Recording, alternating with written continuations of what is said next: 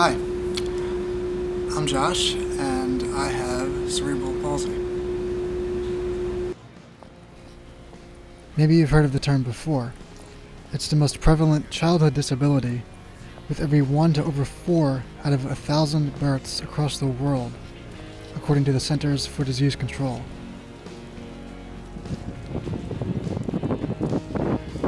Clearly, I'm not alone, but disability isn't a monolith. There's so many different types. Maybe I can get a better understanding if I talk to other people with disabilities, not necessarily my own. And it would be a way for me to enter this new world. A place I didn't understand, a place that I knew nothing about. This is Justin Ainsworth. He works at the Suffolk County Independent Living Organization in Medford, Long Island.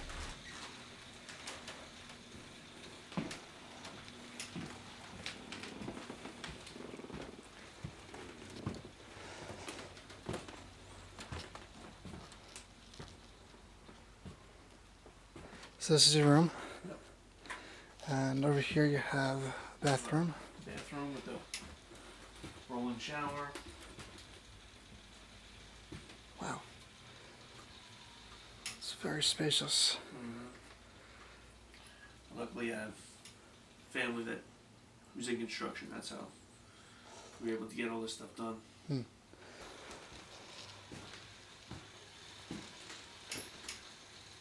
And that's my dad over there, Roger. He did all the work on the house. Yeah? Yep, Well, most of it. not all of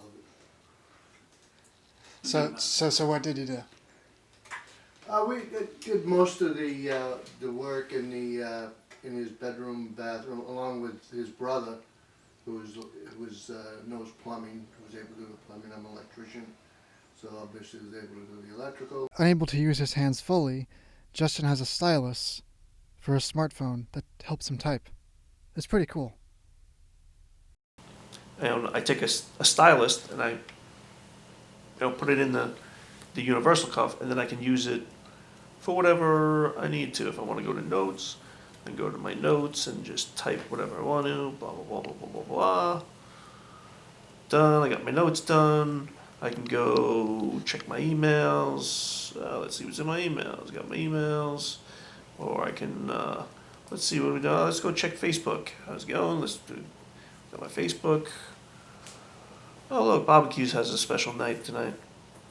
Cocktails. But what happened to Justin? What's his story? I'm 41, and I work as an advocate for people with disabilities at Suffolk Independent Living Organization, SILO. I have a couple different functions at SILO. One, I head our Barrier Busters group, which is a group of mostly volunteers that we go out to the community and we try to remove barriers for whether those barriers be for public access or for housing or any type of barriers anybody in the community.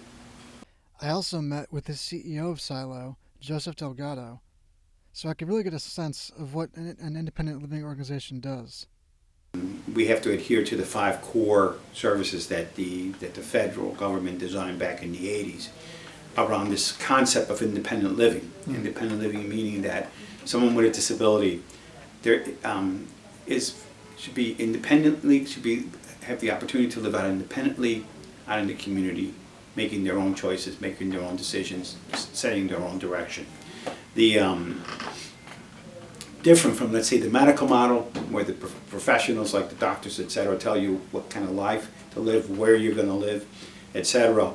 The independent living philosophy believes that the only person that best knows about what's best for them is the person themselves. How long ago was this? That'd be 20 years. Yeah, at least 20 years. Yeah. This is him and his 2 brothers. Oh, wow. At a what do you say, a Ducks game? Yeah. You see the squirt. The Jay has the squeaker on his. Oh yeah. But what happened to Justin? What's his story? So is spinal cord injury. Yeah. Similar to Christopher Reeve. It's just mine is a little lower on the neck, so it wasn't as severe as Christopher Reeve. But yeah, it was an automobile accident. Do you remember what that day was like? The accident? Oh, very vividly, yeah. Policeman came to the door, said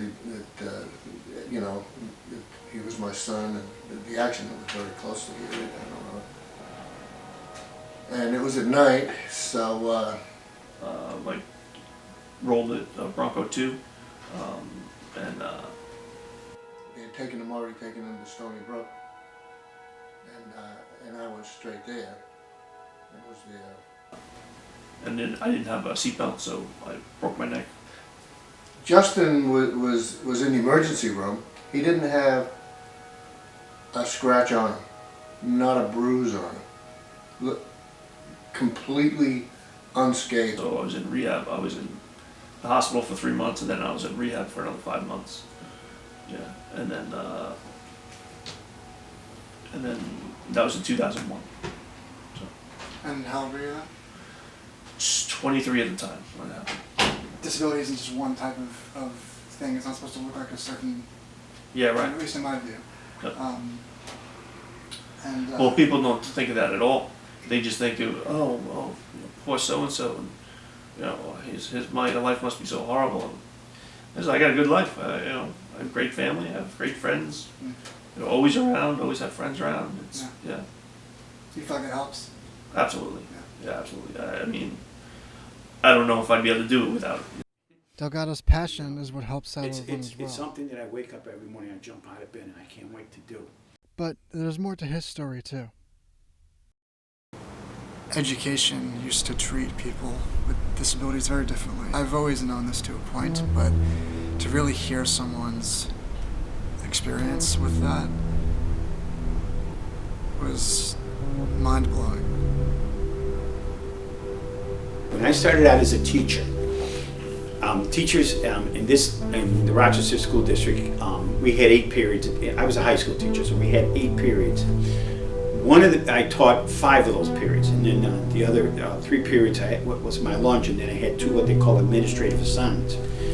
For my 2 administrative assignments, my job, this is, by the way, this is Rochester, the city of Rochester, has a huge, we had like 16 high schools, 50-something elementaries, etc. But, so it's a big district. So I was in a building that had 4 floors. Of course, they had 3 floors, and one of them in the basement, so 4 floors.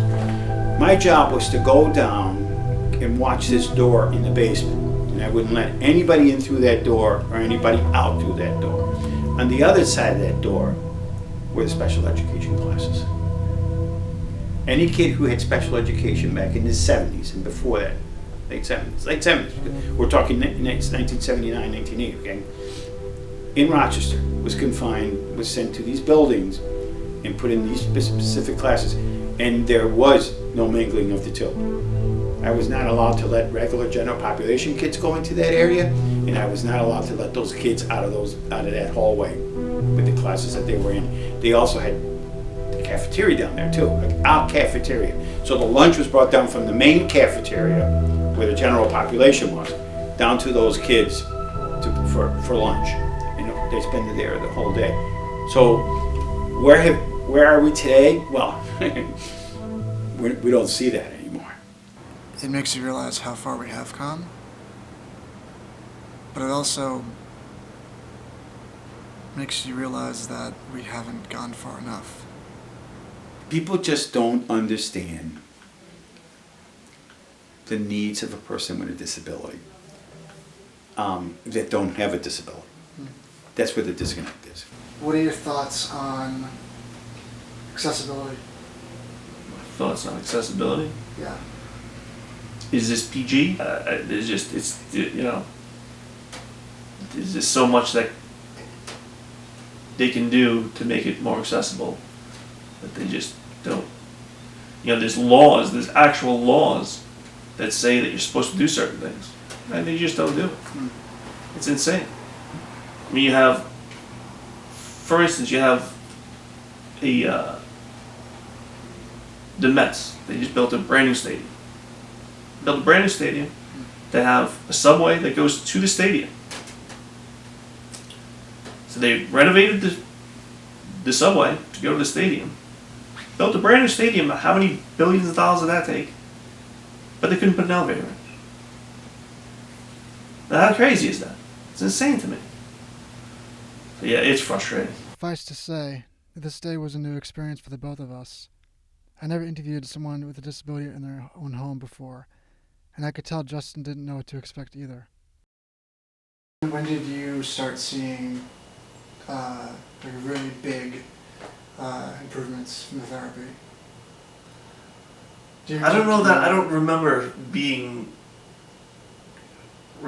improvements. I mean, when I would have people come up, they'd be like, "Oh, you're doing this much more," and you don't notice it yourself because you're doing little increments here and there.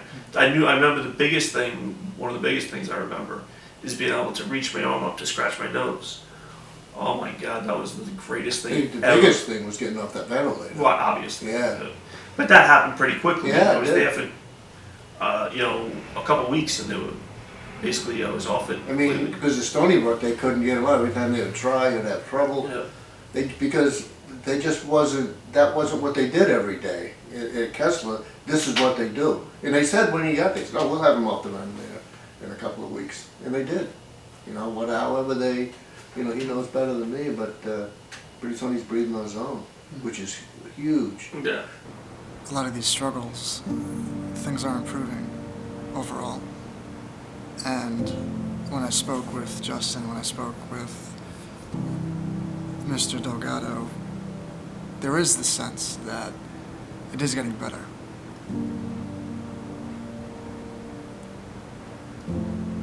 But I think it's more of a question of how quickly should these things get done. Is there more that people with disabilities should do?